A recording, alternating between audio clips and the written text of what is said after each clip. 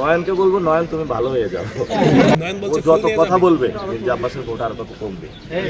আমি আমার বাসা ঢাকা 8-এর মধ্যে এবং সেই জায়গাটা হলো মোতালেব প্লাজার পিছনে, কিন্তু আমার ফ্ল্যাট নাম্বার এটা ডিসক্লোজ করতে চাই না, কারণ আমার বাসার সামনে অনেক বাইক নিয়ে মানুষকে ঘোরাফেরা করতে দেখেছি। কোন সময় অস্ত্র নিয়ে হাজির হয়, এই জন্য হলো আমার ফ্যামিলির একটা নিরাপত্তার বিষয় আছে।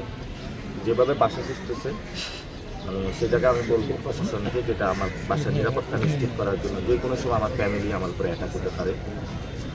এবং নয়নের যে বাসাটা এটা কিন্তু সার্কিট হাউস রোডে, এবং সেই জায়গায় কীভাবে বাসাটা নিয়েছে, কীভাবে থাকে, এখানে কিন্তু বেনজির ছিল না, তো ওইখানেও তার লিঙ্কিং আছে। কিন্তু আমরা এই নয়নকে নিয়ে এখন আলোচনা করে সমালোচনা করবো, ওর যা মন চায় ও করুক।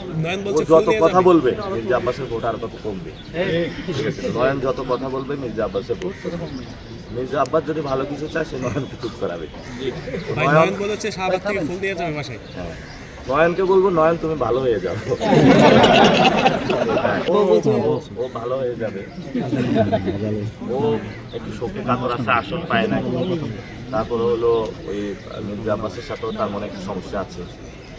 সব কিছু মিলে ও একটু ডিপ্রেশনে আছে বা হতাশায় আছে।